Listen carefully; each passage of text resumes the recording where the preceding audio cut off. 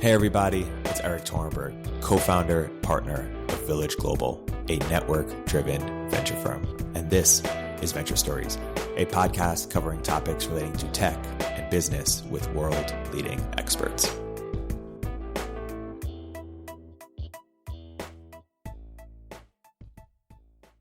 My name is Ben Kesnoke. I'm a partner here at Village Global, and on behalf of my partners, Ross Fubini, Ann Duane, and Eric Torenberg, welcome to another edition of Lessons from Luminaries, brought to you by Village Global. We're thrilled to host you here at this world-famous science museum, the Exploratorium, on this stunningly gorgeous San Francisco day. Village Global, as many of you know, is an early-stage venture capital firm backed by some of the world's most successful entrepreneurs like Mark Zuckerberg, Jeff Bezos, Sarah Blakely, and indeed Bill Gates. And I think Bill Gates being with us here this morning is a testament to just how passionate these luminaries are about supporting the next generation of innovators, many of whom, of course, are in this room. We have about 80 to 100 world-class founders here with us this morning, and I want to give a special shout-out to the founders in our Network Catalyst program. Next week, we'll be announcing some special news regarding a new vintage of Network Catalyst, so stay tuned for that. For this morning's event, of course, we have our LP, Bill Gates, in conversation with another extraordinary entrepreneur and friend of Village Global, Julia Hartz. Julia is co-founder, CEO of Eventbrite, and recently took the company public on the New York Stock Exchange. Please welcome Julia Hartz and Bill Gates.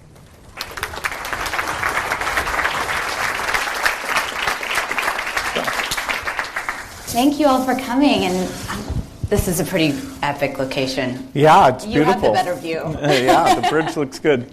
Well, thank you, Bill, for taking the time this morning. Leading up to this great opportunity and honor to interview Bill, my team and I have spent a couple of weeks just going deep, and it's been just fascinating. It's actually been really helpful for my team as we've been thinking about 2019 planning, which I'm sure you don't miss much, but probably still do to some extent. And we have been thinking about themes around creating long-term value and really about the importance of sustainable business and philanthropy. And so today we're going to take a little bit of a journey through the different parts of how you've made this world a better place. And I wanted to start with really acknowledging the entrepreneurs and founders in this room and how much collective blood, sweat, and tears we've given to our companies. As the founder and operating CEO for 25 years of one of the most prolific and valuable startups, I wanted to start with your perspective on the important choices that you made during your tenure at Microsoft and how you view those choices as they've related to the long-term growth story of the company. Well, Microsoft was very lucky in that we're not a capital-intensive business. It was financed by money I'd made in high school. And I did the school scheduling, and there was all sorts of software things you could do and make money fairly easily in those days, because the number of people who knew how to do software things was very small. We did take an investment. We sold 5% of the company at a valuation of $20 million, took in $1 million from a venture firm, Dave Marquardt's venture firm, just because we wanted to have him, actually it was more the senior people, but it ended up being him, advise us about various choices we had to make. And those early days, because we knew that software was this magical thing, and it was enabled because the chip was magical, and weirdly, people didn't understand that Moore's law essentially said that computing power would be infinite. And so the best way to think about it was to say, okay, software would be the limiting factor towards any sort of digitally assisted activity. And we thought of ourselves as a software company. We ended up competing with companies that were single product companies. So I wonder if anybody here has ever heard of Ashton Tate, or has anybody ever heard of Ashton Tate? Okay, good. There was a great article where I gave a hardcore speech about our database, and it said, Gates says Ashton Tate never existed, but I didn't actually say that. I just said that they might cease to exist at some point. Anyway, very competitive. There was a spreadsheet called 123, a word processor called WordPerfect. So these were single product companies. And in terms of really building your engineering tools, your international distribution, sales, consulting, how you work with corporate Salesforce, if you thought of yourself as a software company and a platform company, it was very different than saying, okay, I have 123, which was a Lotus spreadsheet product. So we didn't fail for ambition, but then the intensity of executing on it was super, super hard. When you think about the people who helped you, really get Microsoft into a scaling zone beyond your founding team, can you reflect on one of the most important hires you made that, maybe we don't know about but would give us insight into the early days? Yeah, so the one you probably do know about is Steve Ballmer. Steve was with me at Harvard. He went off and he actually graduated, went to Procter & Gamble. Then he was going to Stanford Business School. And I had so overcommitted the firm because I was always worried. We had lots of customers go bankrupt. And I was hiring people who had children. They were moving to the city. And so I'd always do this calculation of, okay, do I have enough money that if nobody pays me, can I pay the employees for over a year? And so I realized I needed somebody who could hire people and maybe even tell me not to sell things that weren't done yet. So I convinced Steve to drop out of business school. He came on and he was extremely good at hiring people. Then we realized we needed somebody who'd been in a large corporation. We made a mistake. We hired somebody from Tektronix who, when we interviewed him, we were so embarrassed that why would he want to come to our crummy little company? We forgot to interview him. But then after 6 weeks, when he hadn't plugged his computer in, we actually decided that he wasn't the right person. But there was a person who worked at Radio Shack, a guy named John Shirley, that I wanted to hire. And I couldn't even say it because I really respected John. He was a huge customer at that point. And so I had the guy, the venture capitalist Dave Marquardt, was on the board, go say to John that I wanted to hire him. And John was like, well, of course, God, I'd love to come there. So I guess I underestimated our attractiveness at that point. But he came in, and he was the adult who, had done financial planning. Like, we made this mouse peripheral, and we had a warehouse full of them because we'd made too many. I mean, just such stupid things. And John just completely got that stuff under control. He was president for 9 years. Wow. And he was an adult who knew how to hire adults. So we ended up with a nice mix of young, naive, over-optimistic people who still we controlled everything. And then the adults who could ask us to think twice before we did 3 crazy things per day. So it was a really great blend of skills. And we learned how to accept the fact that they weren't quite as intense as we were. I mean, they had like wives and kids and things. So they would leave at some point during the day. Or night.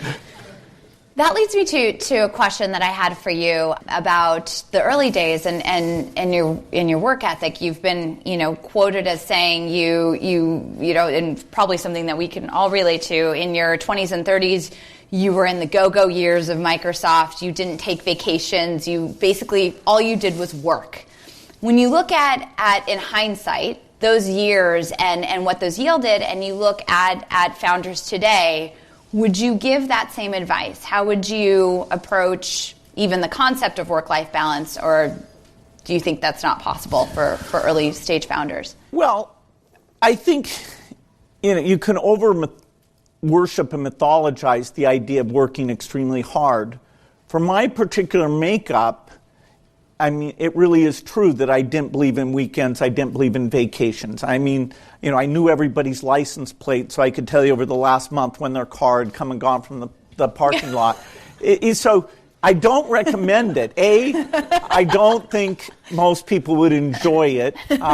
Once I got into my 30s, I could hardly even imagine how I had done that, because by then some natural behavior kicked in, and I loved weekends, and my girlfriend liked vacations, and that turned out to be kind of a neat thing. Now I take lots of vacations. I mean, my 20-year-old self is so disgusted with my current self. I was sure I would never do anything but ride and coach. Now I have a plane. So it's very much counter-revelations have taken place at high speed. But yes, it is nice if during those first several years, if you have a team that's chosen to be pretty maniacal about the company. And how far that goes, you should have a mutual understanding so you're not one person expecting one thing, another person expecting another thing. And you'll have individuals who have, health or relatives or things that are distracted. But yes, I have a fairly hardcore view that there should be a very large sacrifice made during those early years, particularly if you're trying to do some engineering things that you have to get the feasibility.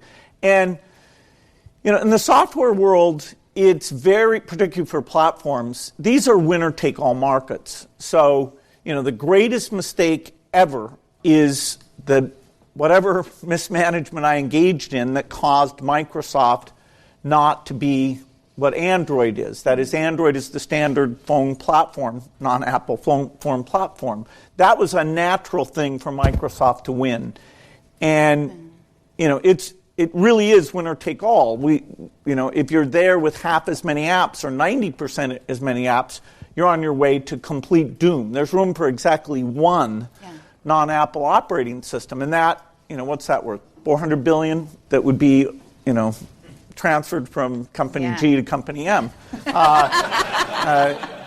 And it's amazing to me, having made, one of the greatest mistakes of all time, and there was this antitrust lawsuit and various things, that, our other assets, Windows, Office, are still very strong. So we are a leading company.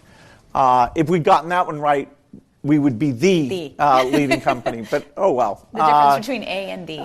So this idea that just small differences can magnify themselves, that doesn't exist for a lot of businesses. If you're a service business, it doesn't exist. But for software platforms, it's absolutely gigantic. And so that's partly where you have the mentality of every night you think, am I screwing this up? And eventually we did screw a super important one up. When you think about, you've been, I guess, I would bet on you to find the key to reversing aging. It's a personal opinion. When you do find that, and you could go back to your 20s, what would you start? Well, AI, the paradigmatic question for anybody who's ever written a piece of software is, what is the software that's controlling the human? Its ability to write symphonies, play chess, engage in social activity, read. Computers, we picked that AI, we would define AI by certain sensory perception thing, primarily speech understanding and vision, and that those would be the frontier. Also chess playing, but that turned out to be really solvable, that is to be better than humans by brute force techniques. So that kind of got taken off about 15 years ago. But you're always wondering, when can I create a computer that could take, say, a textbook, read it, take the AP exam, and get a 5? And, that's completely unsolved. So the most interesting, this guy Hilbert laid out 22 problems for mathematicians in 1900. If you think of the equivalent in software, problem number one, that sort of subsumes most of the other problems, although there are things about simulating the environment that are also interesting. But anyway, problem number one is not solved. And so that's what you would work on. If your mind, from age, say, 11, is thinking about software and what can it do, what can it not do, and then, you think you're really good at writing code, and then you meet somebody who's better, and you think, okay, now I'm really good, then you meet somebody who's better. By age 18, actually, you might be pretty good. So the rest of your life, you're going to think about the structure of the software that can do the equivalent of what a human can do. So I would definitely be drawn to that. Now, it turns out at this era, that's not the only interesting problem. I mean, there's certain problems in biology. Diseases of the poor are one that I'm obsessed with. Yeah. I'm not doing the test tubes myself, but I get to help pick and fund the people working on those things. And there's also things in energy that have to do with inventions that would avoid climate change. So, I would definitely do software because that's what my brain, it's like Bobby Fischer playing chess. I mean, your mind gets molded and shaped in a pretty permanent way to the obsessive problems of age 11 to 21. When you think about, the last few decades and your, being such an iconic entrepreneur and founder for obviously this room and many others, but also in seeing how entrepreneurship has changed and shifted over the last few decades, and then being in present day where you are spending more time with the next generation of founders on many different subjects. One of them is philanthropy. What have you observed that has changed over the last few decades in terms of entrepreneurship, and what are you learning from founders of the next generation? Well, I'm sure it's nice that the idea of being a founder is a thing. That is, that you can meet other people doing it, and the notion that if your first one isn't perfect, that it's okay to do a second one. And there's all these people who want to hand you money now. It's got a real ecosystem.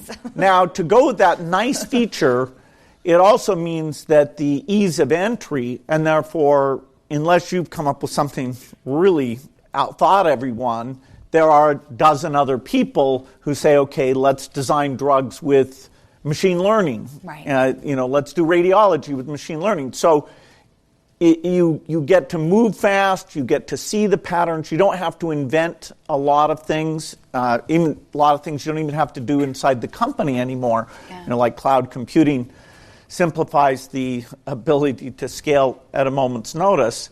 But you do get intense competition, including from the existing giants that are kind of scanning the world with close to infinite R&D resources. So, I think there's a lot more thinking that goes into about, okay, what do I want my company to be like? There's, you can look at Netflix and say, do I want to do, because he's a very innovative thinker about doing things slightly differently than what other people have done. And, Reid Hoffman writes books that are fantastic. So it's a more understood field.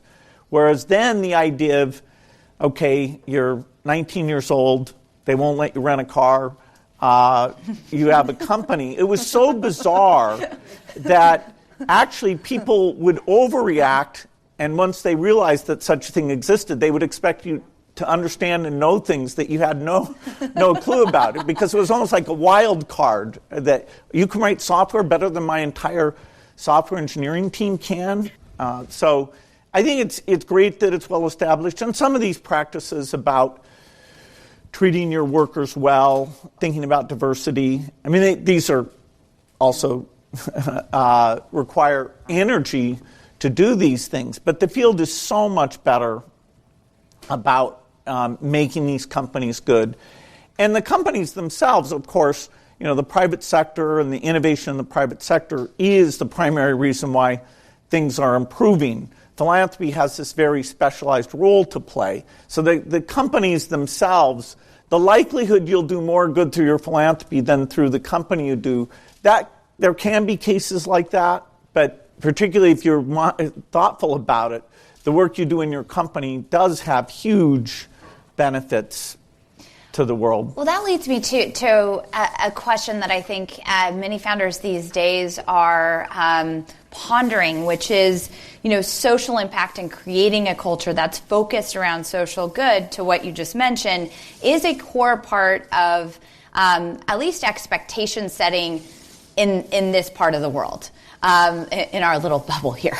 But, I wondered what your thoughts are on how early a leader of a company or a founder should be thinking about giving back. And I think you have a really interesting perspective on this that's pretty well informed, but maybe you could share that perspective with the audience about, should we be giving back as early as possible? Should we be compounding value in our companies? How do you think about hybrid model? Well, I'm always trying to convince companies that they should do employee giving, payroll deduction, have nonprofits come in and talk. It used to be that people would structure that around the United Way campaign. Now you can still do that, but a lot of people sort of create their own. But I think having the company, kind of different parts of the company compete to be the most generous and sit and learn about, there's a lot of people who are in tough situations that it's easy to forget when you work in these companies. I think that's good for the company. I also think the founders, even though you're not going to have a lot of liquidity, the idea of picking one local cause that you're engaged with, sometimes with your spouse, sometimes not necessarily. So you start down that learning curve, like, okay, pick a charter school that you go by and get to know the people who are at that charter school and what their challenges are. Go to the local public school, or, there's dozens of other things. I think it doesn't work well to just do your company and then think, okay, where are these needs? Because you won't, the fact that it's so different, that is, there's no market signals and the expertise about measuring things is very different, you'll have a hard time doing it. So like Mark Zuckerberg, he's starting his giving at a much younger age, in his early 30s, where I did my pilot giving in my late 40s and then moved into the serious giving relative to the amount I had, not until my 50s. Mm-hmm. You've said that the most important speed issue is often not technical but cultural in an organization, and it's convincing everybody that the company's survival depends on moving as fast as possible. And you've touched on that a little bit this morning around the early days and the importance of that continuity of effort and focus on velocity. I'm wondering, when you think about the disciplines and the lessons and the approaches that you're bringing from your years at Microsoft into the world of philanthropy, and particularly around the areas of focus today, global health, energy, education, how are you seeing the effectiveness of those lessons and disciplines and approaches in this sort of new area of focus? Yeah, of course, the word philanthropy, like entrepreneurship, covers a big range of things. What my wife Melinda have chosen to do is to create an organization that is taking responsibility for reducing and eliminating the diseases of the poor, which are infectious diseases. And so, we spend $5 billion in total. About a bit over $2 billion of that is sort of drug and vaccine R&D. And so I get to, when I say, okay, we're going to build a TB drug team, we're going to build the TB vaccine team, we're going to build the, kill all the mosquitoes in the world, gene drive CRISPR team. I get to, in terms of how we fund that, organize it, how many locations, do we wait till they have this result before we scale it up? I get to use the same, or 80% the same, type of thinking that I exercised in terms of, okay, let's go do Windows, let's go do Excel. So it's backing engineers, it's getting a sense of the team, what needs to be added to that team, or the IQs on the team adding up as opposed to subtracting from each other. And it's very comfortable because the most intense period of Microsoft was where these teams were about size 30. And for our diseases, typhoid, rotavirus, there's a lot of diseases that hopefully you'll never hear of again, most of which don't exist here in the U.S. So it is very, very similar. It takes a decade generally from start to finish. The AIDS vaccine, actually, we're on year 14, and it'll probably be another 8 to 10 years before that one is completely done. So some take as long as 20 years because there's many dead ends, and you have kind of a portfolio of approaches. But yes, I feel like my working with governments, hiring smart people, managing teams, it did prepare me well for this very operational organization that's a lot like a business, except that our profit is lives saved as opposed to a monetary measure. So, the 0 to 5 mortality, which was 11 million a year in 1990 and now is under 6 million a year.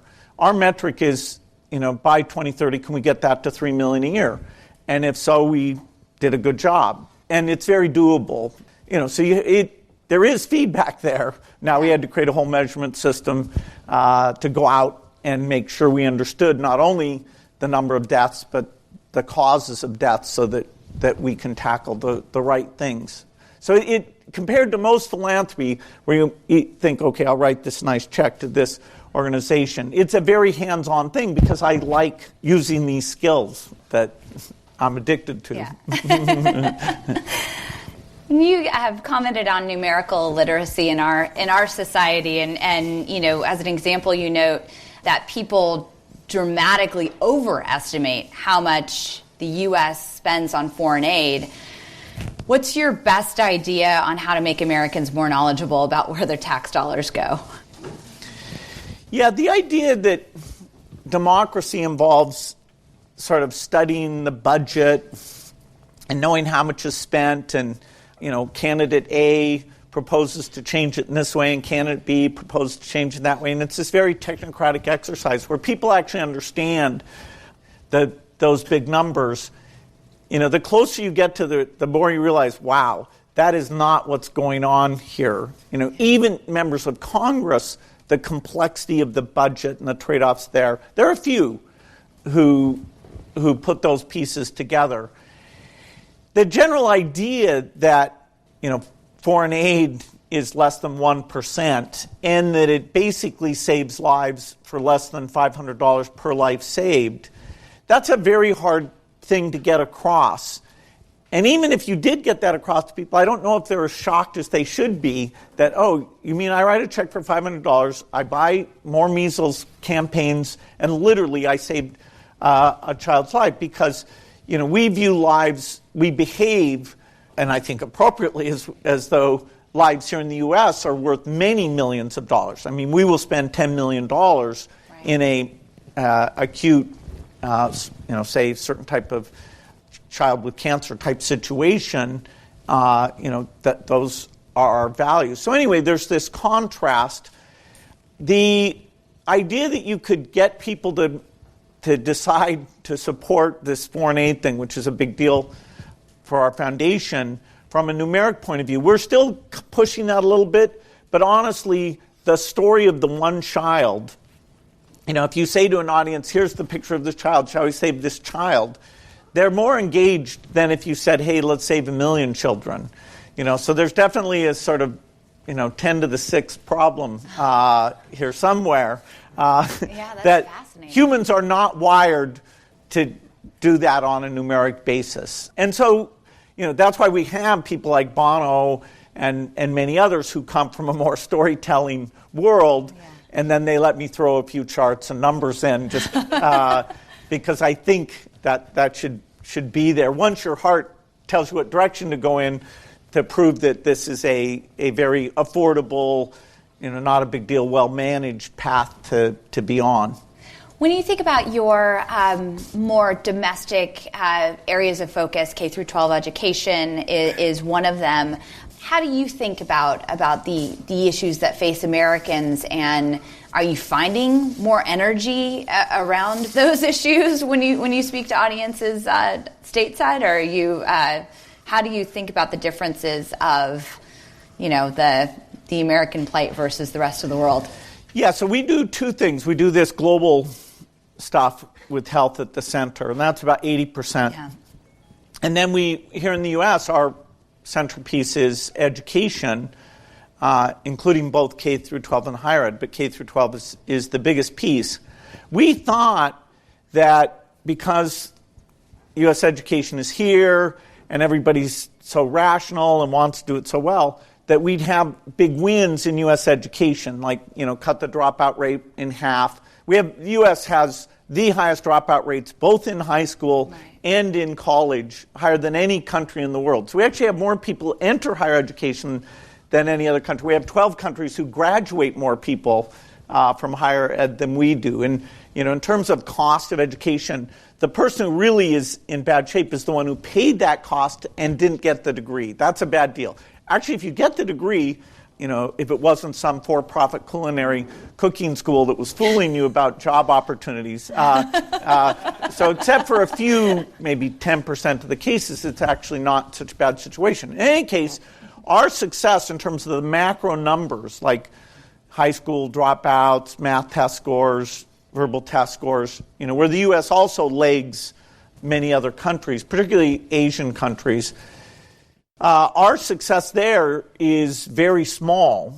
We poured a lot in, and yes, I can point to charter schools that we've been involved in that if you go and visit, it'll be very uplifting, and that's great. And that, that's close to 1 million kids a year, but there's 52 million kids in the U.S. in K through 12. So if you help 1 million, you won't see it. It's in the rounding error of the macro measurements of that system. It's a system that spends, ignore philanthropy, $10,000 per student per year. And so philanthropy, you have to have a theory. Why could philanthropy, this is true for all these things, why is philanthropy sort of like investing a dollar to found Google? Why is it so overall impactful? And the answer is that this is an enterprise that has no R&D department. That is, it's studying why certain teachers can teach you 2 years of math, whereas that other teacher over there makes you think that math's not for you. What is that person doing? And there are certainly people with incredible natural skills who figured it out on their own.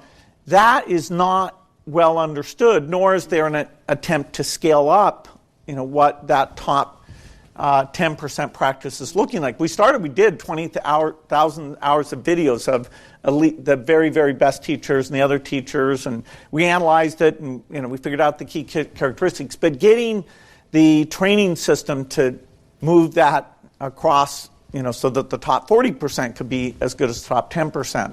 Anyway, that did not succeed. So it's far more difficult, partly because your money is tiny compared to the thing. Also, people are basically satisfied with the way it is. You can get a small group and say, hey, let's make this better. But then when you say, okay, that means your neighborhood school is going to shut down, or the teacher in your neighborhood is going to feel some pressure on them, then people always say their neighborhood school is good, but the school system as a whole is very bad. Anyway, this one is one that we underestimated how hard it is, and we're on our sort of third revision of the strategy, still very committed to it. And truthfully, we probably helped more like 4 million out of 50 million. So it's starting to show a little bit in the numbers. So, hope remains eternal. And because the one we thought was hard, global health, happened so much bigger, at least we know we're not completely stupid. So it gives you, it's nice if at least some of your projects are going well. It really does help you persevere in the one that appears to be way harder than you imagined. Well, it sounds like you are exuding the characteristics of a possibilist, which brings me to my next question around your book list. One of the books on your list this year that has really spoken to me is Factfulness by Hans Rosling, where he talks about not being an optimist but being a possibilist. I highly recommend you read the book starting today, if I could say so myself. But your book list is a gift, because it's not only is it a curation of books in a world where we're inundated with content, but it's also a window into the subjects you're learning more about, and that may inform us of the work that you'll do in the future. So when I look at the books from this past year, I see themes of optimism, definitely perspective building, poverty, energy, and I also see that in the areas of focus for you. When you think about the books that you're reading this year and what we may see on the list next year, what themes do you think we'll notice in what you're absorbing or reading today? Well, the nice thing now that I'm not so extreme. In my 20s, I didn't get to read much at all. Yeah. And so all this stuff is going on in biology and math. I just didn't didn't get to read it. Then when I did get into my 30s, those vacations were a time to go back, because when I was a student, you could study all sorts of things. Anyway, now, I read a lot of science, and that uses up, maybe half of the slots that I have. Really understanding U.S. poverty and what's going on there. There's a few dozen books that try and give you a glimpse of that are very good. This book, Factfulness, let me say, it definitely creates a framing for what's going on in the world. And the other one that's right up there is any Pinker book, starting with Better Angels of Our Nature. Yeah. So the world is improving in all these unbelievable ways, and yet the human characteristic is to look at where it's not improving or where it might not improve. And so you have this paradox that with all this improvement, both in rich countries and in poor countries, arguably improving even faster in poor countries, although people tend then to focus not on the ones that are improving, but on the one that's still left behind, so you have adverse selection. Unless you have that notion that this system of capitalism and call it Western democracy has worked out extremely well, the temptation to say, oh, no, this is not a good system, let's take a risk and try something very, very different, it's very high. And so it is scary.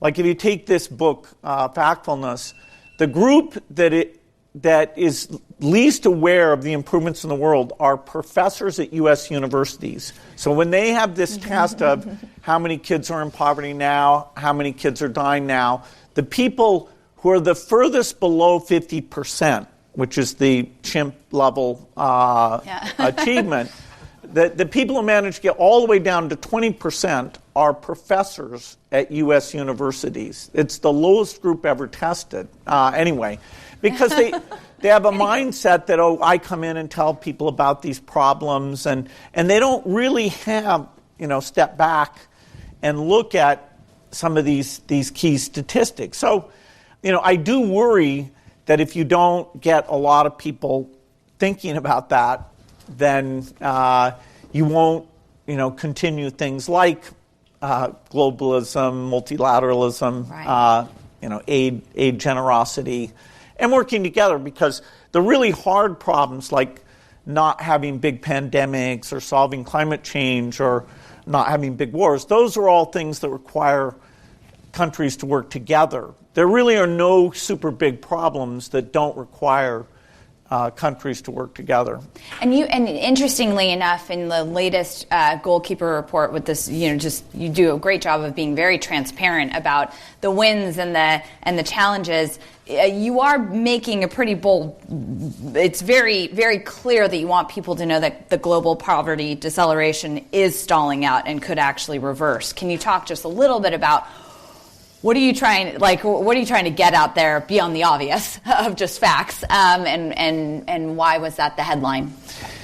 Yeah, so the development in the world, it starts with the West, sort of Europe, U.S., then post-war, Japan comes into that. And you have by, say, 1960, a very bimodal world. You have rich countries and poor countries, and you have no middle-income countries. Very few. Then, as we progress, what happens is the vast majority of the world's population moves into middle-income status. Brazil, Mexico, China, India, most notably. They represent 37% of the world between them. And so poor countries become an exception, and rich countries are less than 20%. One of the measures used in that game is the extreme poverty measure, $1.90 per day, which is a World Bank thing. And so by that measure, we had 36% in 1990. Now we have 9%. That 9% is increasingly in one continent, increasingly in Africa. And on current trends, by 2050, 90% of the extreme poor will be in Africa. And the population dynamics are such that Asia has almost no more population growth. It has a little bit left because people are living longer.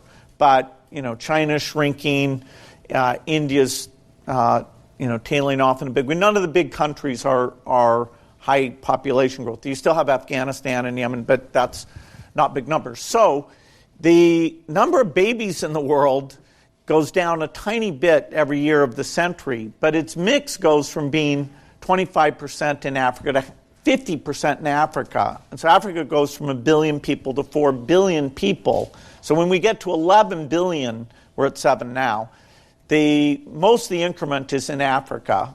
The rest is the aging Asians living longer. That they go from 4 to 5 billion. Anyway, so Africa is hard. The quality of governance, the disease burden, the infrastructure. And so in this report, we say, look, that's great. We got to 9%.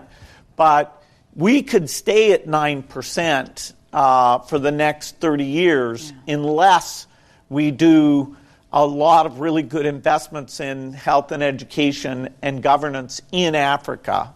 One country in Africa, Nigeria, is headed to be the third largest country in the world, 800 million by the end of the century. So actually China will have shrunk by then. But anyway, so they have India, China, and Nigeria will be about the same size. And Nigeria's not very big. And so it's daunting. And anybody who's spent time in the tougher African countries, that will test this notion that we'll be able to continue the mind-blowing improvement that we've had. Even in Africa, literacy's gone from 20% to 75%. Lifetimes are much longer. But until you get a certain quality of governance, then you can't get roads, you can't get electricity, you can't get schools, you can't get basic health care. And so their governance right now in many areas is below that threshold. So we like to give good news, but we like to really be honest about this mix shift challenge that we're faced with. Well, it's time for me to stop hogging the mic, and if you'd like to ask Bill a question, we have 2 mics, one here and one there, and we'll alternate. Hi, I'm Varsha Rao. I'm the COO of Clover Health, and I'm a friend of Village Global. Thanks, everybody. Thank you for having me, and thank you guys. What is the most impactful, specific, unsolved problem that could be solved in your mind with technology that you'd like to see someone take on? Well, this idea of reading in general, if you can do that, then you can create an agent that helps a student like a one-on-one tutor would. There's nothing that matches a great one-on-one tutor teaching somebody. That's always the gold standard that all other teaching methodologies are compared to. And the misconceptions people have in math, if you really truly understand math, you can see those misconceptions and help people work through problems that get them very used to the manipulations and the visualization. So I'd say there are some learning tutor things that I would love to see done. I'd love to see the foundation's biggest quest, the one that people everybody knows working on an HIV vaccine, but the biggest one that people don't really appreciate is that 40% of kids in poor countries, their body and brain never develops. That is, during their early years, the disease and nutrition characteristics are such that they have an IQ less than 80. And so what goes on there that has to do with the microbiome and inflammation of the stomach, if we can intervene in that, and it's not a macronutrition thing, there's gross amount good food, their twin is doing well. If we can solve the nutrition thing, that's very gigantic in terms of unlocking human potential. Hello, Bill. I'm Eyal Amir from AI Incube. You talked about AI being one of the biggest promises of software. And imagine in 10 years the Microsoft of AI coming about. What would be their business model? He's asking for a friend. Well,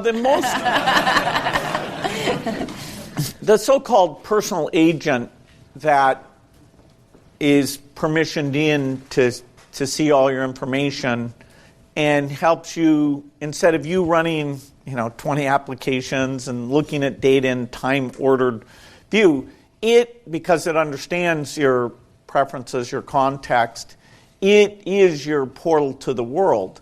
And so that's a replacement for social networking, search, productivity applications, going to Amazon and picking something. That is the thing that you interface with. And so it collapses what are the giants' current, somewhat uncontested business models, each in their own niche. Facebook, social networking, Amazon, buying Google search. And so it has the opportunity to combine all those different elements. That is an advertising element, a markup element. It'll probably be done on a subscription basis for a lot of people, because this idea of not wondering what the trade-offs are.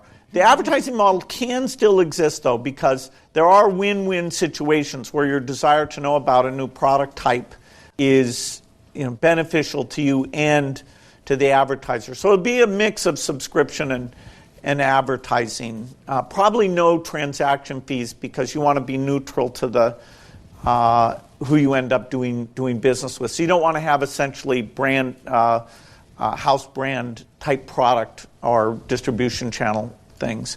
But the personal agent is the paradigmatic thing that collapses the current order of the software industry. And a company, Google, Microsoft, someone will create that collapse. Beautiful, thanks. You mentioned the amazing benefits of Moore's Law.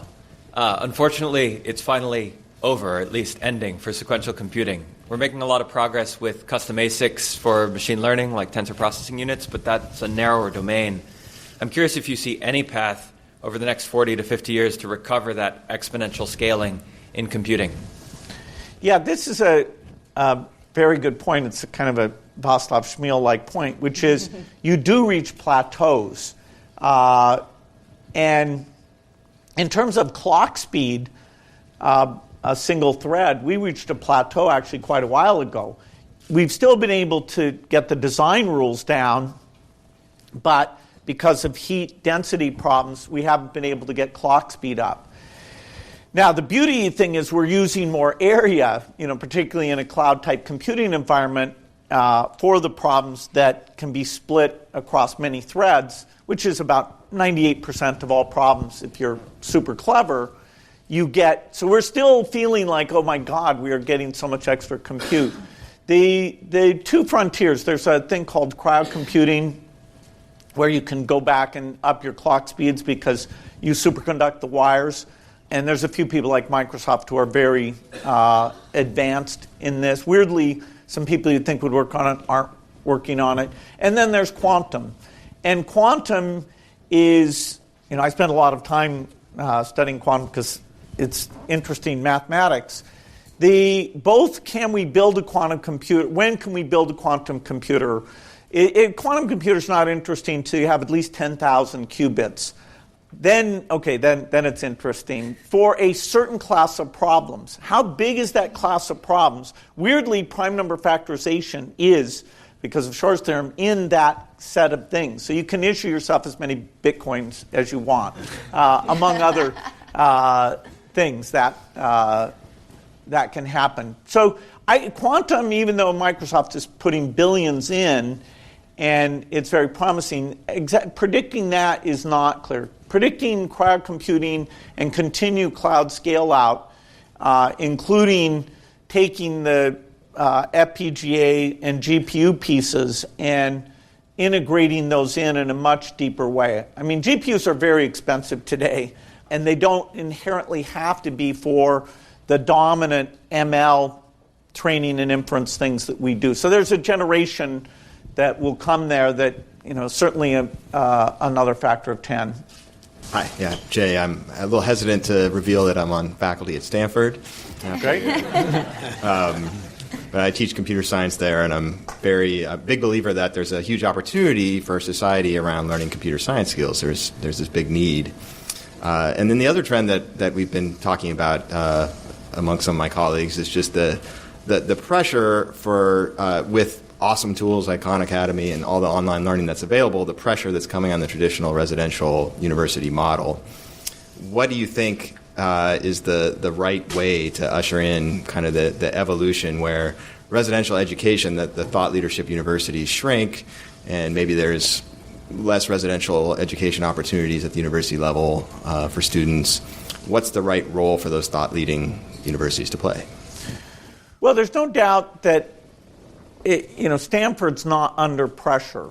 That is, the philanthropy and science grants that are available to it. There is a question, should it try and grow its student body, because it's such a wonderful thing for the world to have more students go there.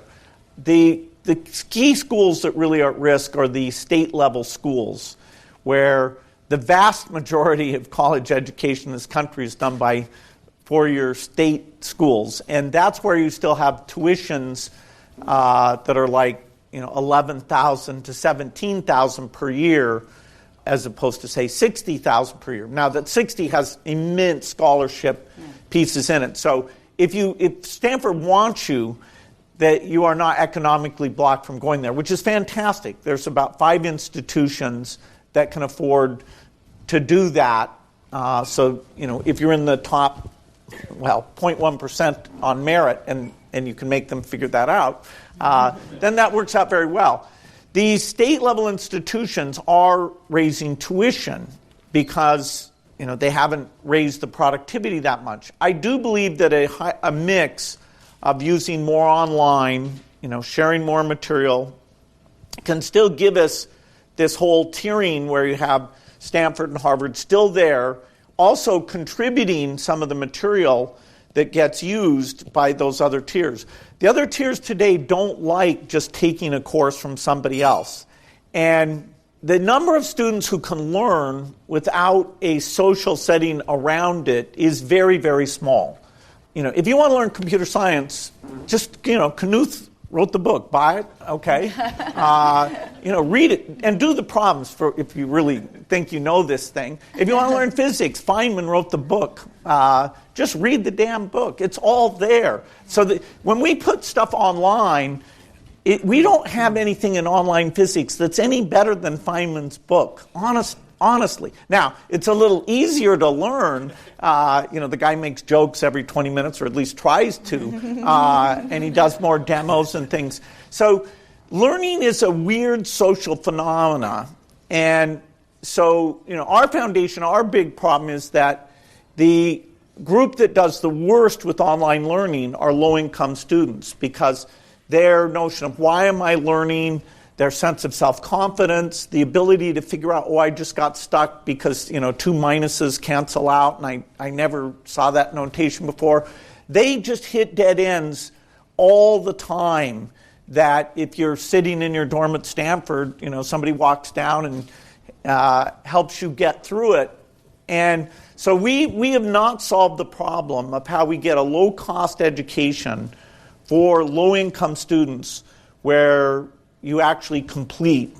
Most community colleges have a greater than 50% dropout rate. Most four-year colleges have a greater than 30% dropout rate. Now, Stanford doesn't have a dropout rate. Why? Because they don't let people in who would drop out. They succeeded the day the admissions department was done. They didn't make those people hardworking. They just picked hardworking people, which it's fine. I have no disagreement with it, but it means this notion of dropping out, it's, most people in this room don't know much about it, about how that comes up and gets discouraging. And so we have to solve not just the cost thing through digitization, but also the framework of motivation, so that a low-income person has as much chance of graduating as a elite person. And we're further away from that today than we've ever been. Nick? Great. Hi, Nick Maida, CEO of Gainsight.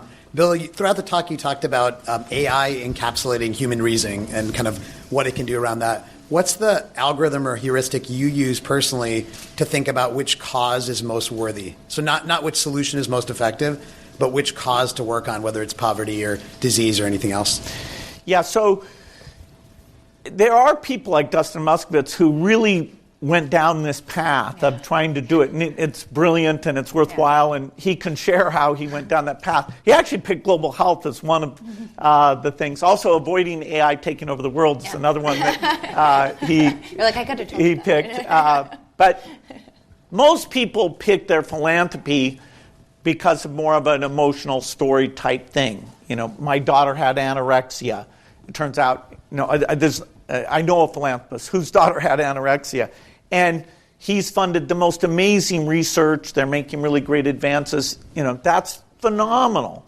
There was a philanthropist who had a son with autism. He has funded all the really great genetic understanding. Actually, they solved schizophrenia genetics because that turned out to be way easier. Autism genetics is very complicated, but they are finally getting to the bottom of that. So most people pick things for more emotional reasons. Now, once you get into that domain, then you can be a madman about, hey, why does my school drop out kids? Why are parentless black males having so much harder time in this school than others? What particular things could we do for them? So you can bring your business sense once you've picked your topics. There's so many topics. If you want to save lives for the least money, then, come to Seattle and let's work together on that. That's probably rises up. But I didn't pick it because of that. I picked it because of the injustice of letting a kid die. There were literally 2 vaccines that were invented for diarrhea and pneumonia that were being given in middle income and rich countries where less than 5% of the deaths from those diseases existed. And the kids who had 95% of the deaths weren't getting the vaccines. That was the paradigmatic thing that made me realize, okay, even though it's similar to what Rockefeller Foundation did, and I didn't want to do the same thing they did, to some degree we're doing the same thing they did. We're getting like a good musical undertone here. This is really... So I apologize. We don't have any more time for questions right now, but I get to ask you the last question, which is a tradition here at Village Global. I'm sorry. No founder can change the world alone. It requires a village around you to help you realize your full potential. Who's someone in your village who has been instrumental to your success, and how so? Well, there's no doubt that creating a board, having people like Dave Marquardt there who wasn't at the company, and we were so overwrought about, this is right, this is wrong, we messed this up, that having people have a little bit of distance come in and talk to us is good. For the last 30 years or so, I've gotten to be friends with Warren Buffett, and he's in Omaha. He's not in this tech world at all, and to him it's like, hey, how could you ever know which will rise and which will fall? I'm not going to put money until Apple sold at a multiple of 12. Then he decided he could put $50 billion into that. After he asked all his friends, hey, if somebody had an iPhone that was half as expensive, would you switch away? Or is it more like jewelry where you really want to have an iPhone? And so he decided that those profit streams might not be eliminated anytime soon. Anyway, because he's not in this world, he has a definite way of looking at things, including this idea of how work should be fun. He has made his work so much fun that he works more hours than I do. He works 6 days a week at 88 years old. And he likes to say that he skips to work every day. He doesn't, but he says that. It's a good visual. When he was 83, he could still skip, but now he's gotten really, he can't do it. Having somebody like that, the toughest thing I went through was this antitrust lawsuit where, it didn't seem very predictable, and he was a great counsel during all of that stuff. So getting somebody who's successful in another domain, but yet kind of a business type mindset. Anyway, for me, that was a huge gift. Bill, thank you so much. It's such an honor to be here with you. And thank you to Village Global for giving everybody the opportunity to spend the morning with Bill Gates. Thank you. Good job. Right. Thank you.